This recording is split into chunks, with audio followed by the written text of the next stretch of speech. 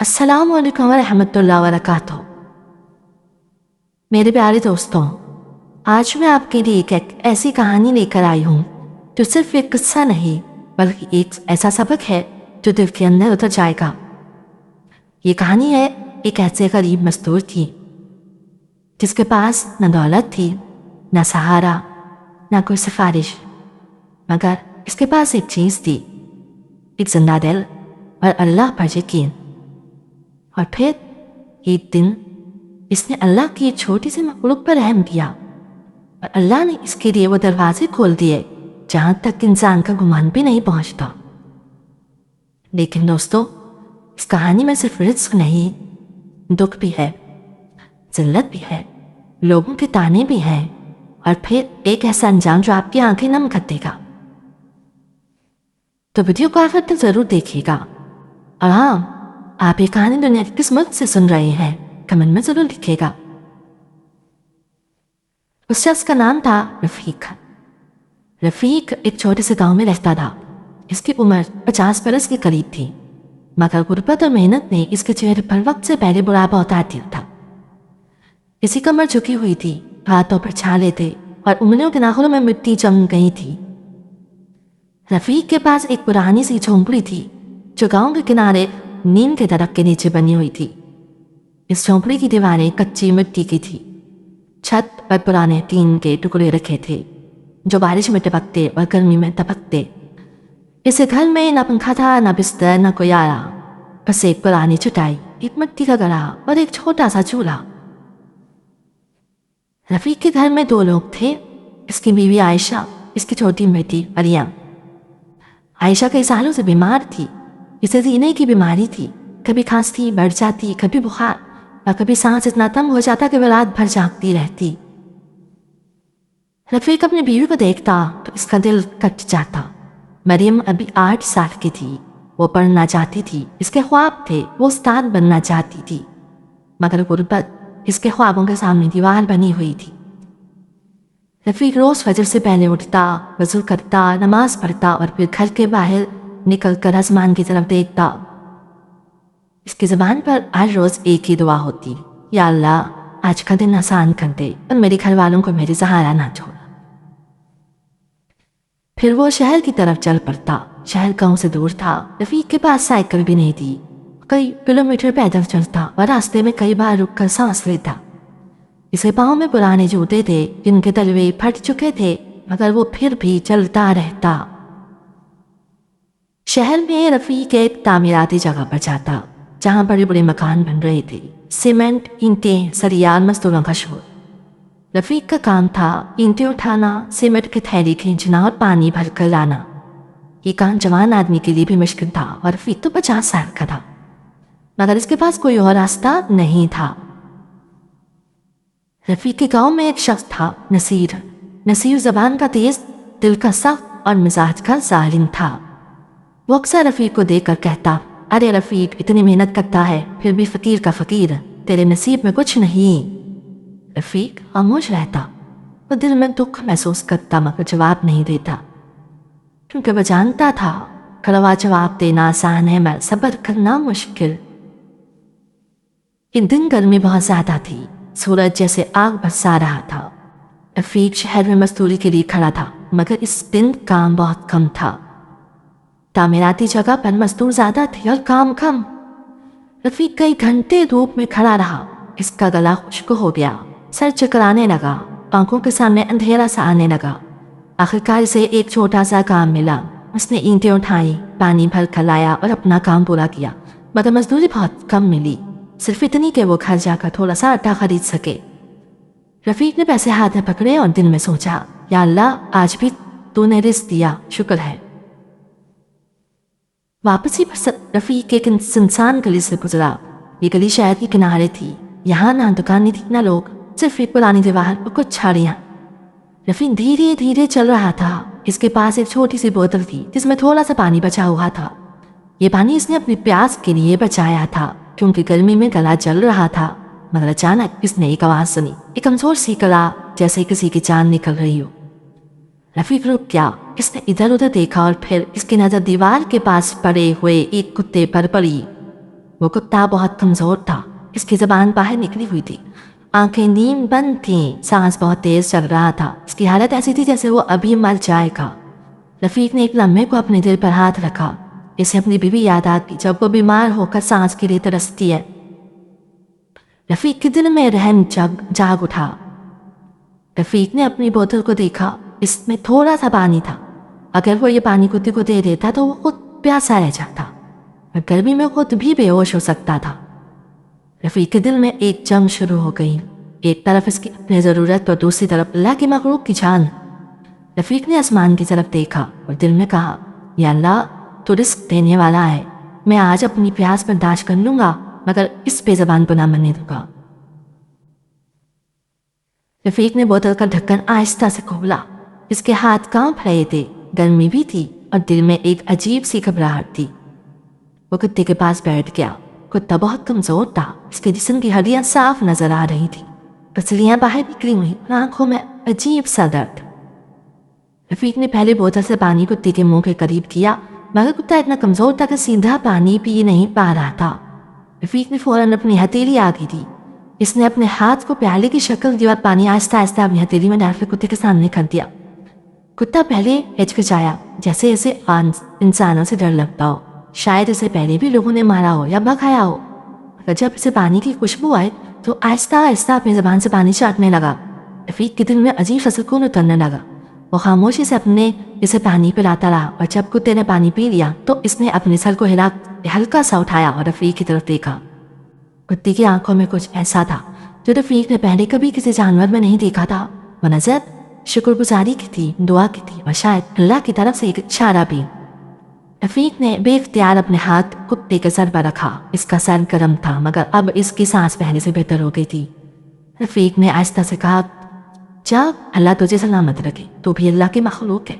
کتا آہستہ آہستہ کھڑا ہوا، اس کے پاؤں لڑکھڑا رہے تھے مگر وہ کھڑا ہو گیا۔ پھر اس نے رفیق کے ہاتھ کو سونگا اور جیسے ہی رفیق نے اپنے ہاتھ پیچھے کیا، کتا 2 قدم پیچھے ہٹا اور پھر ایک دم گلی کے اندر بھاگ گیا۔ رفیق اسے دیکھتا رہ گیا۔ رفیق اب خود پیاسا رہ گیا تھا، اس کی بوتل خالی تھی، اس کا گلا جل رہا تھا، زبان خشک تھی اور سر میں چکر بڑھنے لگا۔ اس نے اپنے سینے پر ہاتھ رکھا اور دھیرے سے کہا، یا اللہ تو مالک ہے، میں نے تیری مخلوق پر رحم کیا، اب تو مجھ پر رحم کر دے۔ رفیق نے قدم آگے بڑھائے مگر گرمی کی شدت ایسی تھی کہ وہ چلتے چلتے دیوار کے سائے میں بیٹھ گیا۔ اس کی آنکھوں کے سامنے اندھیرا آنے لگا، وہ چند لمحے وہیں بیٹھا رہا، جیسے تڑپ کر اٹھا اور خود کو سنبھالتا ہوا چل پڑا۔ جب رفیق گاؤں پہنچا تو شام ہو چکی تھی، وہ اپنی جھونپڑی کے اندر داخل ہوا تو عائشہ چٹائی پر لیٹی ہوئی تھی، اس کی کھانسی بڑھ گئی تھی۔ مریم اس کے پاس بیٹھی تھی اور اپنے ننھے ہاتھوں سے اس کی پیٹھ سہلا رہی تھی۔ رفیق کو دیکھتے ہی مریم اٹھ کر بولی، وہ امی کو بہت کھانسی ہو رہی ہے اور دوا ختم ہو گئی ہے۔ رفیق کا دل بیٹھ گیا، وہ خاموش ہو گیا۔ اس نے جیب میں ہاتھ ڈالا، جو مزدوری کے پیسے تھے وہ اس نے آٹے کے لیے رکھے تھے، لیکن اب بیوی کی دوا زیادہ ضروری تھی۔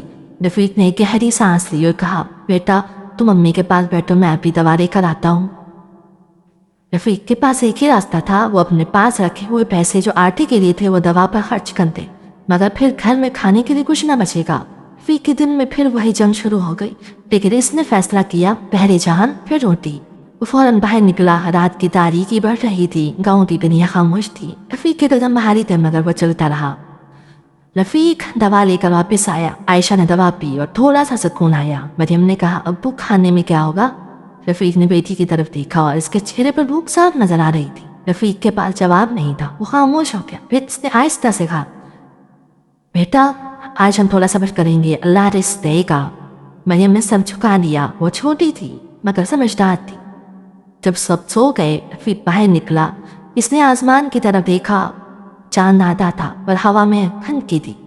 رفیق نے ہاتھ اٹھائے اور آنسوؤں کے ساتھ دعا کی، یا اللہ میں نے کسی سے سوال نہیں کیا، میں نے کبھی کسی کے سامنے ہاتھ نہیں پھیلایا، تو میرے بچوں کو بھوکا نہ رکھ، تو میری بیوی کو تکلیف میں نہ رکھ اور مجھے لوگوں کے سامنے شرمندہ نہ کر۔ رفیق کے آنسو زمین پر گرنے لگے، وہ سجدے میں چلا گیا۔ اسی رات جب رفیق سو گیا تو اس نے خواب میں ایک عجیب منظر دیکھا۔ اس نے دیکھا کہ وہ ایک کمزور کتا اس کے گھر کے باہر کھڑا ہے اور اس کے منہ میں ایک تھیلا ہے۔ کتا آہستہ آہستہ جھونپڑی کے پاس آتا ہے اور تھیلا دروازے کے پاس رکھ دیتا ہے، پھر پیچھے ہٹ کر رفیق کی طرف دیکھتا ہے اور بھاگ جاتا ہے۔ رفیق کی آنکھ کھل گئی، اس کے دل کی دھڑکن تیز ہو گئی، وہ پسینے میں بھیگ چکا تھا۔ اس نے سوچا یہ خواب تھا یا کوئی اشارہ۔ صبح فجر کے وقت رفیق اٹھا، وضو کیا، نماز پڑھی اور جیسے ہی وہ باہر نکلا اس کے قدم رک گئے۔ اس کے دروازے کے سامنے واقعی ایک تھیلا رکھا ہوا تھا۔ رفیق کی آنکھیں پھیل گئی۔ اس نے فوراً ادھر ادھر دیکھا مگر کوئی انسان نظر نہیں آیا، صرف دور گلی کے کونے پر وہی کتا کھڑا تھا۔ رفیق کی سانس رک گئی۔ رفیق نے کانپتے ہاتھوں سے تھیلا کھولا۔ اس کے اندر آٹا، چاول، دال، تیل اور ایک چھوٹا سا لفافہ جس میں کچھ پیسے تھے۔ رفیق کی آنکھوں سے آنسو نکل آئے۔ وہ وہیں زمین پر بیٹھ گیا اور بے اختیار بول اٹھا، سبحان اللہ، یا اللہ تو واقعی رزق دینے والا ہے۔ رفیق نے کتے کی طرف دیکھا اور اس لمحے کتا آہستہ آہستہ پیچھے ہٹا اور پھر دوڑ کر گلی میں غائب ہو گیا۔ رفیق کے دل میں ایک ہی سوال تھا، یہ تھیلا کس نے بھیجا اور کتا کیوں یہاں کھڑا تھا؟ کیا واقعی یہ اللہ کی طرف سے ایک سبب ہے یا یہ کسی انسان کی مدد ہے؟ رفیق کے ہاتھ میں تھیلا تھا اور دل میں شکر، لیکن اس سے یہ بھی نہیں معلوم تھا کہ یہ نعمت اس کے لیے ایک بڑا امتحان بھی بننے والی ہے۔ رفیق ابھی تھیلا ہاتھ میں پکڑے کھڑا ہی تھا کہ اچانک اس کے پیچھے سے ایک آواز آئی، ارے رفیق یہ کیا ہے؟ رفیق چونک گیا، پلٹا تو سامنے نصیر کھڑا تھا۔ نصیر کی آنکھیں تھیلے پر جمی ہوئی تھی، اس کی نظر ایسی تھی جیسے وہ کسی خزانے کو دیکھ رہا ہو۔ رفیق کے دل میں ایک لمحے کے لیے خوف اتر گیا۔ نصیر نے آگے بڑھ کر تھیلے کی طرف اشارہ کیا اور کہا، یہ آٹا، یہ تیل، یہ پیسے، یہ سب کہاں سے آیا؟ رفیق نے آہستہ سے کہا، اللہ نے دیا ہے۔ نصیر نے کہہ کر لگایا، اللہ نے؟ ارے واہ، یعنی اب تو اللہ بھی رات کو تیرے گھر راشن چھوڑنے آتا ہے۔ رفیق خاموش ہو گیا۔ نصیر نے قدم آگے بڑھائے اور طنزی آواز میں کہا، سچ سچ بتا رفیق، تو نے چوری کی ہے نا یا کسی کے گھر سے آٹ اٹھایا ہے؟ رفیق کے دل پر جیسے کسی نے چھری رکھ دی۔ رفیق نے سر اٹھایا، اس کی آنکھوں میں غصہ نہیں تھا مگر درد بہت تھا۔ اس نے کہا، نصیر میں نے پوری زندگی مزدوری کی ہے، میں نے کبھی کسی کا حق نہیں کھایا۔ نصیر نے ہنستے ہوئے کہا، ہاں ہاں تو بہت پاک صاف ہے، مگر یہ تھیلا خود چل کر تو نہیں آیا نا؟ رفیق نے نظریں جھکا لی، اسے خود بھی سمجھ نہیں آ رہا تھا کہ یہ سب کیسے ہوا۔ نصیر نے ایک لمحے میں فیصلہ کر لیا کہ وہ اس بات کو پورے گاؤں میں پھیلائے گا۔ تیزی سے مڑا اور چلتے چلتے زور سے بولا، میں ابھی سب کو بتاتا ہوں، گاؤں کا سب سے بڑا فقیر اب چور بن گیا ہے۔ رفیق نے آواز دی، نصیر رک جا، یہ ظلم نہ کر۔ مگر نصیر نہیں رکا، وہ دوڑتا ہوا گاؤں کے بیچ والے چوک کی طرف چلا گیا۔ چوک پر اس وقت کئی لوگ جمع تھے، کچھ مرد چائے پی رہے تھے، کچھ عورتیں پانی بھرنے آئی تھی اور بچے کھیل رہے تھے۔ نصیر نے جاتے ہی زور سے آواز لگائی، لوگوں تم سب کو پتا ہے رفیق کے گھر کے باہر رات کو راشن اور پیسے آئے ہیں؟ لوگ چونک گئے۔ ایک آدمی نے کہا، کیسے؟ کون دے گیا؟ نصیر نے زہر بھری ہنسی کے ساتھ کہا، وہ کہتا ہے اللہ نے دیا ہے، مگر مجھے تو لگتا ہے یہ چوری کا مال ہے۔ ایک عورت بولی، ارے رفیق تو سیدھا آدمی تھا۔ نصیر نے فوراً بات کر دی، سیدھا آدمی بھوکا مر جاتا ہے، یہ سب ڈرامہ ہے۔ لوگوں کے دلوں میں شک پیدا ہو گیا اور شک جب پھیلتا ہے نا تو آگ بن جاتا ہے۔ چند منٹوں میں کئی لوگ رفیق کے گھر کے سامنے آ گئے۔ رفیق نے دیکھا تو اس کا دل بیٹھ گیا۔ اس کے دروازے کے باہر لوگوں کا ہجوم تھا، کوئی سرگوشیاں کر رہا تھا، کوئی انگلی اٹھا رہا تھا اور کوئی طنزیہ ہنسی ہنس رہا تھا۔ رفیق کے کانوں میں آوازیں آنے لگی، چور ہے، ڈرامہ کرتا ہے، ہمیں تو پہلے ہی شک تھا۔ رفیق کے ہاتھ میں تھیلا تھا اور دل میں آگ۔ عائشہ بھی باہر آ گئی، وہ کمزور تھی مگر جب اس نے لوگوں کو دیکھا تو اس کی سانس رکنے لگی۔ اس نے رفیق کے بازو کو پکڑ کر کہا، یہ لوگ کیوں آئے ہیں؟ رفیق نے آہستہ سے کہا، کچھ نہیں بس۔ مگر عائشہ سمجھ گئی، وہ کانپنے لگی۔ مریم بھی دروازے کے پاس آ گئی، اس نے لوگوں کو دیکھا اور حیران ہو کر بولی، ابو یہ سب لوگ ہمارے گھر کیوں دیکھ رہے ہیں؟ رفیق نے بیٹی کے سر پر ہاتھ رکھا اور کہا، بیٹا لوگوں کے دل میں کبھی کبھی اندھیرا آ جاتا ہے۔ مریم نے معصومیت سے پوچھا، کیا ہم نے کچھ غلط کیا ہے؟ رفیق کے دل میں جیسے کسی نے کیل ٹھونک دی ہو، اس نے فوراً بیٹی کو سینے سے لگا لیا۔ ہجوم میں سے ایک آدمی آگے آیا، وہ گاؤں کا چوکیدار تھا۔ اس نے سخت لہجے میں کہا، رفیق یہ مال کہاں سے آیا؟ رفیق نے کہا، مجھے نہیں معلوم، میں نے تو صبح دیکھا۔ چوکیدار نے کہا، یعنی تمہیں نہیں معلوم، تو پھر ہم یہ مال ضبط کریں گے۔ عائشہ نے روتے ہوئے کہا، یہ ہمارے بچوں کا رزق ہے، ہم بھوکے تھے مگر لوگ نہیں پگلے۔ نصیر نے ہجوم میں کھڑے ہو کر زور سے کہا، یہ سب جھوٹ ہے، یہ لوگ ہمیں بیوقوف بنا رہے ہیں۔ رفیق کے اندر کچھ ٹوٹ گیا، وہ ساری زندگی عزت بچاتا رہا مگر آج لوگوں نے اس کی عزت کو پاؤں تلے رون دیا۔ اس نے ایک لمحے کو سوچا کہ وہ سب کو سچ بتا دے کہ اسے کتا ملا تھا اور وہ یہ سب سبب بنا، مگر پھر اس نے خود سے کہا، اگر میں نے کتے کا نام دیا تو لوگ اور زیادہ مذاق بنائیں گے۔ وہ خاموش رہا۔ چوکیدار نے تھیلا اٹھانے کی کوشش کی، رفیق نے فوراً تھیلا پکڑ لیا اور پہلی بار رفیق کی آواز بلند ہوئی، یہ رزق ہے، میں نے کسی کا حق نہیں کھایا، اگر تمہیں شک ہے نا تو میرے گھر کی تلاشی لے لو۔ लोग खामोश हो गए। रफीक की आवाज़ में दर्द था, सच्चाई भी। चौकीदार ने कहा, ठीक है, हम तलाशी लेंगे। 2 आदमी झोंपड़ी के अंदर आए। वहाँ क्या था? सिर्फ चटाई, चूल्हा और चंद बर्तन। कोई सोना नहीं, कोई कीमती चीज़ नहीं, कुछ नहीं।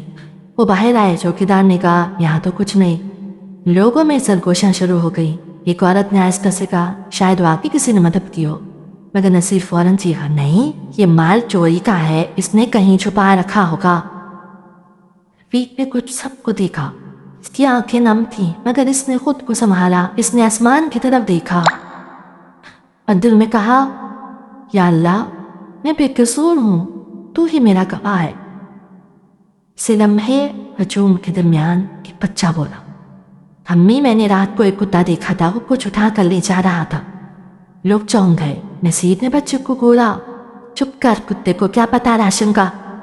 बच्चा डर गया, खामोश हो गया। लोग आहिस्ता आहिस्ता वापस चले गए, मगर जाते जाते अपने जख्म छोड़ गए। रफीक अंदर आया। आयशा रो रही थी, मरियम खामोश थी। रफीक ने चूल्हे के पास बैठकर सर पकड़ लिया। इसके पास राशन था, मगर इज्जत छिन गई थी। इसने अपने दिल में कहा, या अल्लाह, ये रिस्क तो आया, मगर लोग मुझे जीने नहीं देंगे। इसी रात रफीक देर तक जागता रहा, बार बार सोचता रहा, ये सब आखिर हो क्यों रहा है। रात बहुत भारी थी। रफीक की झोंपड़ी में खामोशी थी, मगर इस खामोशी के अंदर तूफान था। आयशा चटाई पर लेटी हुई थी, मगर नींद इसकी आंखों से कोसों दूर थी। मरियम भी चुपचाप बैठी थी, इसकी आंखों में खौफ था। और रफीक बाहर नीम के दरख्त के नीचे बैठा था। वो आसमान को देख रहा था। सितारे खामोश थे और चांद की रोशनी भी जैसे उदास थी। रफीक के दिल में एक ही सवाल था, या अल्लाह, अगर ये रिश्ते तेरी तरफ से है तो फिर ये आजमाइश क्यों। अगली सुबह रफीक ने फैसला किया कि वो शहर जाकर दोबारा मजदूरी तलाश करेगा, क्योंकि वो जानता था कि अगर वो घर में बैठ गया तो लोग और ज़्यादा बातें बनाएंगे। रफीक ने आयशा को दवा दी। मरियम को समझाया, बेटा, तुम मम्मी का ख्याल रखना, मैं जल्दी वापस आऊँगा। मरियम ने अब्बू की तरफ देखा और आहिस्ता से कहा, अब्बू, लोग हमें चोर क्यों कह रहे हैं। रफीक के दिल में दर्द की लहर उठी। इसने बेटी के सर पर हाथ रखा और कहा, बेटा, कुछ लोग सच बर्दाश्त नहीं कर पाते, कुछ लोगों के दिल में अल्लाह का खौफ नहीं होता। रफीक शहर पहुंचा, तामीराती जगह पर गया, मगर आज वहाँ एक नया ठेकेदार आया हुआ था। ठेकेदार ने रफीक को ऊपर से नीचे तक देखा और सख्त लहजे में कहा, तुम रफीक हो ना, कोई जिस पर चोरी का शक है। रफीक के कदम रुक गए, इसकी सांस उठक गई। इसने पूछा, ये बात आपको किसने बताई। ठेकेदार ने तंजिया के साथ कहा, यहाँ सब कुछ फैल जाता है, हमें चोर मजदूर नहीं चाहिए।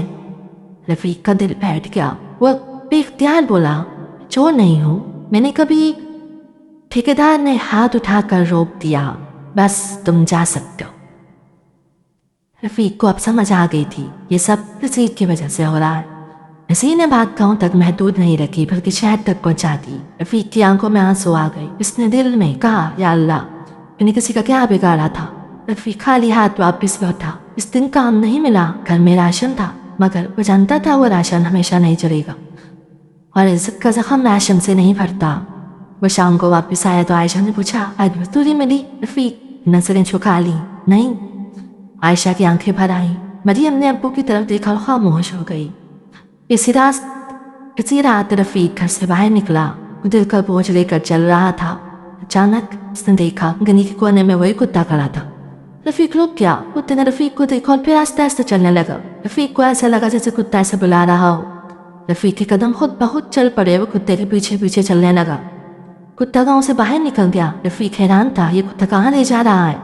रास्ता सुनसान था, हवा ठंडी थी। रफीक के दिल में डर भी था, मगर एक अजीब सा यकीन भी। कुत्ता चलता रहा और फिर वो शहर की तरफ जाने वाली सड़क पर आ गया। अचानक ये बड़ी सी गाड़ी सड़क पर रुकी। गाड़ी बहुत महंगी लग रही थी। रफीक घबरा गया। कुत्ता गाड़ी के पास गया और अपनी दुम हिलाने लगा। गाड़ी का दरवाज़ा खुला। अंदर से एक आदमी बाहर आया। वो अच्छे कपड़े पहने हुए था, चेहरे पर वखार था। इसने कुत्ते के सर पर हाथ रखा और फिर रफीक की तरफ देखा। आदमी ने रफीक को गौर से देखा और पूछा, क्या आप ही वो शख्स है जिसने मेरे कुत्ते को पानी पिलाया था। रफीक के कदम जैसे जमीन में खड़ गए। इसने कांपती आवाज में कहा, जी, मैंने पानी पिलाया था। आदमी ने गहरी सांस ली और फिर कहा, मैं कई दिन से आपको तलाश कर रहा हूँ। रफीक हैरान, मुझे क्यों? आदमी ने कहा, یہ کتا میرا ہے اور میں اس دن اسے تلاش کر رہا تھا۔ رفیق نے کتے کو دیکھا۔ کتا واقعی خوش تھا۔ آدمی نے دیکھا اور آدمی نے کہا میں نے CCTV کیمرے میں دیکھا کہ آپ نے گرمی میں اپنا پانی اسے دے دیا۔ رفیق خاموش ہو گیا۔ آدمی نے کہا میں امیر ہوں، میرے پاس سب کچھ ہے، مگر اس دن میں نے ایک بات سیکھی۔ رفیق نے پوچھا کیا؟ آدمی نے آہستہ سے کہا کہ انسان کی اصل دولت اس کے دل میں ہوتی ہے۔ رفیق کی آنکھیں نم ہو گئی۔ آدمی نے کہا میں نے ہی وہ راشن بھیجا تھا اور میں نے ہی کچھ پیسے بھی رکھے تھے۔ رفیق کی سانس رک گئی۔ اس نے فوراً کہا لیکن لوگ مجھے چور کہہ رہے ہیں۔ آدمی کا چہرہ سنجیدہ ہو گیا۔ اس نے کہا مجھے معلوم ہے، میں نے سنا ہے۔ رفیق نے دکھ سے کہا ایک شخص نصیر، اس نے… آدمی نے بات کاٹ دی۔ میں آپ کو صرف راشن دینے نہیں آیا، میں آپ کی زندگی بدلنے آیا ہوں۔ آدمی نے جیب سے ایک کارڈ نکالا اور کہا یہ میری کمپنی کا کارڈ ہے۔ رفیق نے کارڈ دیکھا، اس پر لکھا تھا عبداللہ قریشی، ڈائریکٹر۔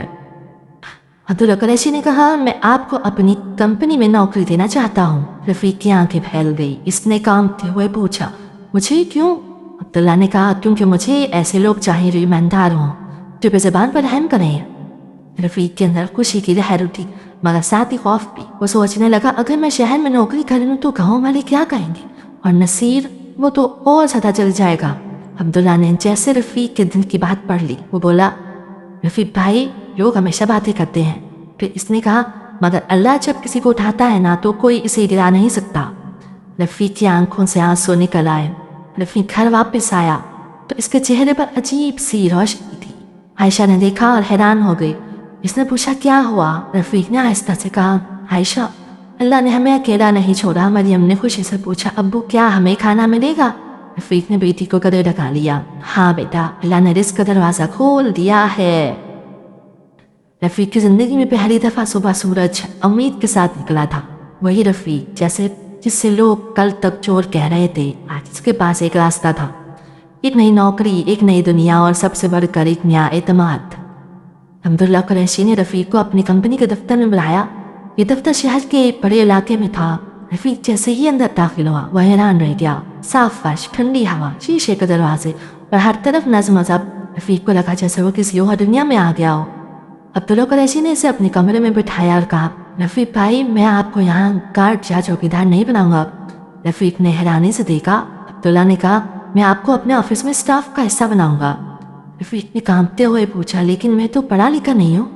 عبداللہ مسکرایا پڑھائی سے زیادہ اہم کردار ہوتا ہے۔ رفیق کو ایک صاف یونیفارم دیا گیا، اسے ایک کارڈ دیا گیا اور سب سے بڑھ کر لوگ اس سے احترام سے بات کرنے لگے۔ رفیق کی آنکھوں میں آنسو آ گئے۔ وہ دل میں کہہ رہا تھا یا اللہ یہ سب تو نے کیا ہے۔ بے شک گاؤں میں خبر پھیل گئی کہ رفیق شہر کی ایک بڑی کمپنی میں کام کرنے لگا ہے۔ نصیر کے دل میں تو آگ لگ گئی۔ وہ غصے سے بولا یہ رفیق یہ کیسے اتنا اوپر چلا گیا، میں نے اسے بدنام کیا تھا پھر بھی۔ نصیر کی بیوی نے کہا تم نے اس کے ساتھ ظلم کیا، اللہ نے اسے اٹھا لیا۔ نصیر نے غصے سے چیخ کر کہا چپ کر، میں اسے پھر سے نیچے گرا دوں گا۔ نصیر نے ایک خطرناک پلان بنایا۔ اس نے سوچا اگر رفیق کو نوکری سے نکلوا دو تو پھر لوگ اسے دوبارہ ذلیل کریں گے اور وہ کبھی سر نہیں اٹھا سکے گا۔ نصیر نے شہر جا کر معلوم کیا کہ رفیق کس کمپنی میں کام کرتا ہے۔ پھر وہاں وہ خود پہنچ گیا۔ نصیر نے کمپنی کے باہر کھڑے ہو کر خود کو بڑا آدمی ظاہر کیا۔ اس نے ریسپشن پر جا کر کہا میں عبداللہ قریشی صاحب سے ملنا چاہتا ہوں۔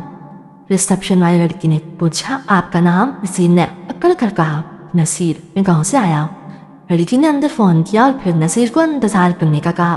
نصیر کے دل میں عجیب سا غرور تھا۔ وہ سوچ رہا تھا آج میں رفیق کو سب کے سامنے چور ثابت کر دوں گا۔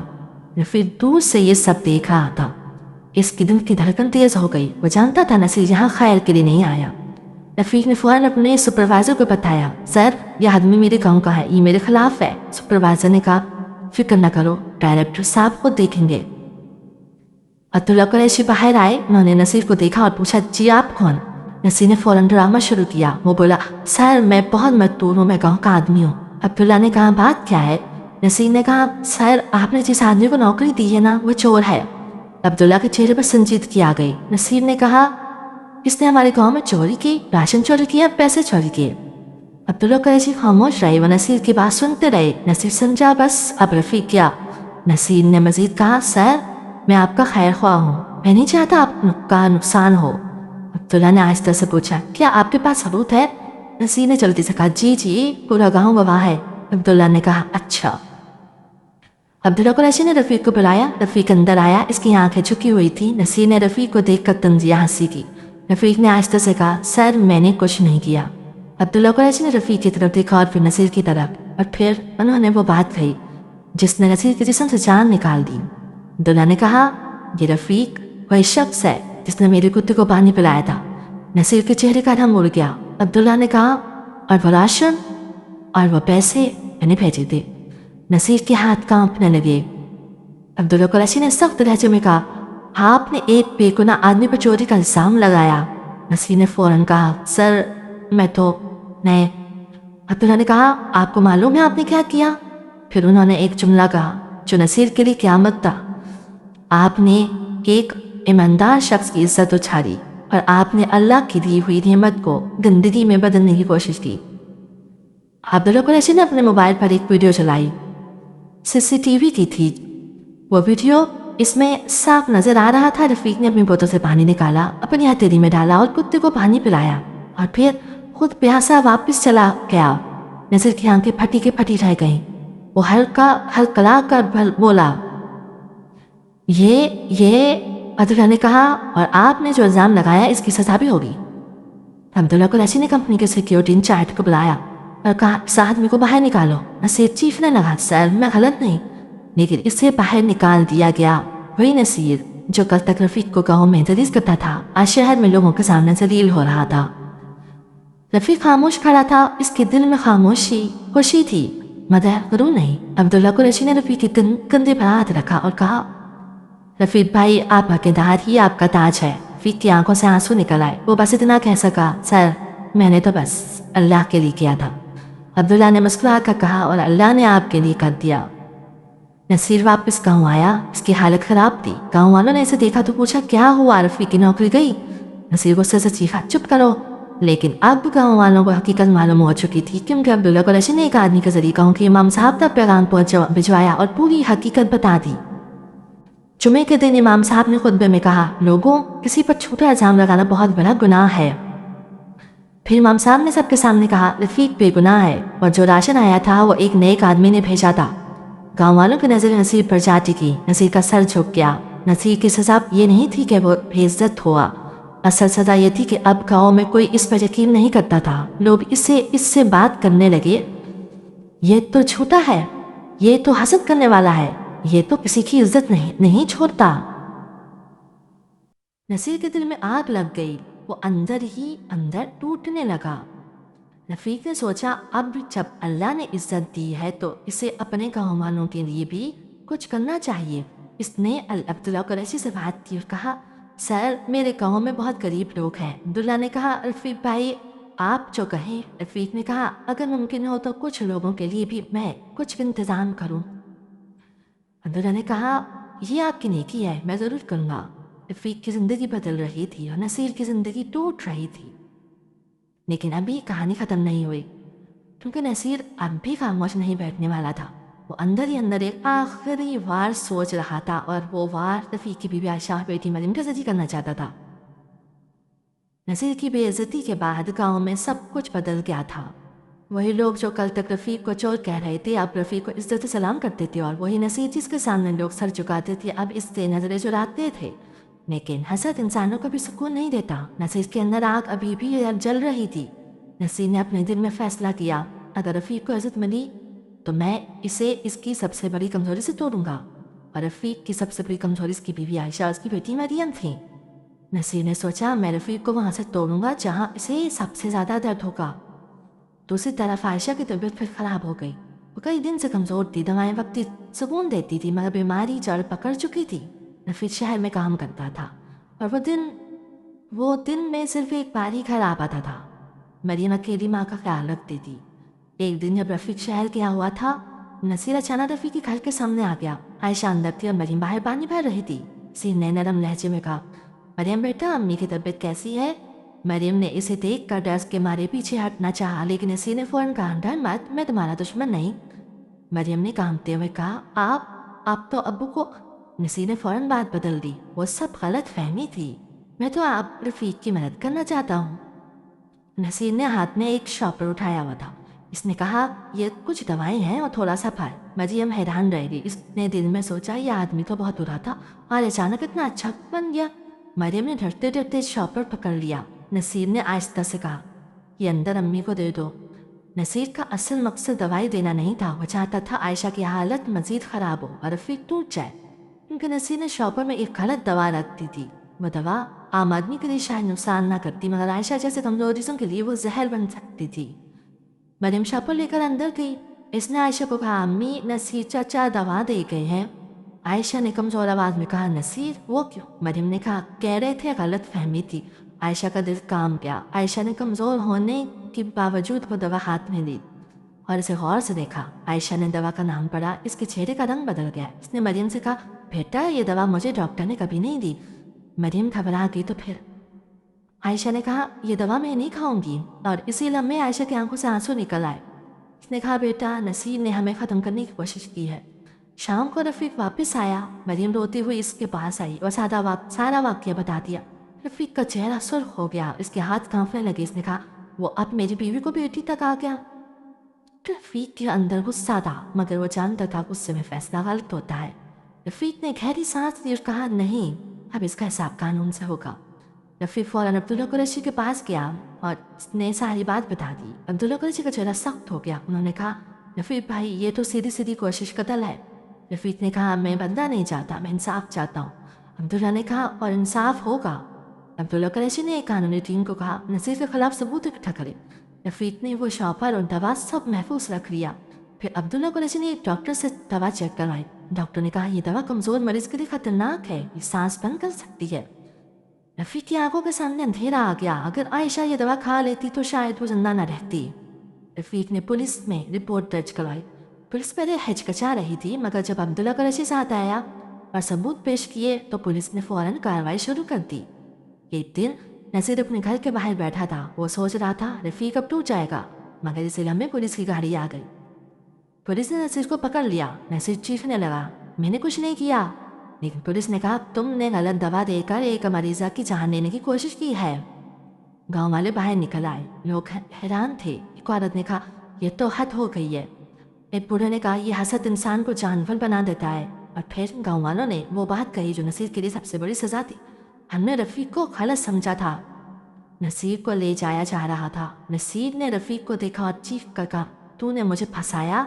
رفیق نے صرف اتنا کہا نصیر میں نے نہیں یہ تیرے اعمال ہیں. پھر رفیق نے وہ بات کہی جو بہت بڑے لوگ کہتے ہیں میں نے تجھے معاف کر دیا مگر قانون تجھے معاف نہیں کرے گا. کچھ دنوں بعد عدالت میں فیصلہ آیا. نصیر کے خلاف ثبوت مضبوط تھے. اسے سزا ہوئی اور اس کے ساتھ اس کی عزت بھی ہمیشہ کے لیے ختم ہو گئی. رفیق کی نوکری پکی ہو گئی. عبداللہ قریشی نے رفیق کے لیے چھوٹا سا گھر بھی دلوایا. عائشہ کا علاج بھی شروع ہو گیا اور مریم پہلی بار اسکول جانے لگی. مریم جب یونیفارم پہن کر باہر نکلی تو رفیق کی آنکھوں میں آنسو آ گئے. اس نے اپنی بیٹی کے ماتھے پر ہاتھ رکھا. کہا بیٹا تم وہ بنو گی جو میں نہ بن سکا. ایک رات رفیق اپنے نئے گھر کے صحن میں بیٹھا تھا. ہوا ٹھنڈی تھی. عائشہ اندر سو رہی تھی. مریم کتاب پڑھ رہی تھی. رفیق نے آسمان کی طرف دیکھا اور وہی لمحہ یاد آیا جب اس نے کتے کو پانی پلایا تھا. وہ ہنس پڑا اور پھر آنکھوں میں آنسو آ گئے. اس نے سجدہ کیا اور کہا یا اللہ میں نے تو صرف ایک جان کو پانی پلایا تھا تو نے مجھے زندگی دے دی. یہ کہانی ہمیں ایک بات سکھاتی ہے ایمانداری کبھی ہارتی نہیں. نیکی کبھی ضائع نہیں جاتی. ظلم کا انجام ہمیشہ برا ہوتا ہے. اللہ کی مدد کبھی دیر سے آتی ہے مگر آتی ضرور ہے. دوستو اگر آپ کو یہ کہانی پسند آئی ہو تو ویڈیو کو لائک ضرور کریں. چینل کو سبسکرائب کریں اور بیل آئیکن کو آن کر دیں اور کمنٹ میں ضرور بتائیں آپ کس ملک سے دیکھ رہے ہیں. اللہ حافظ.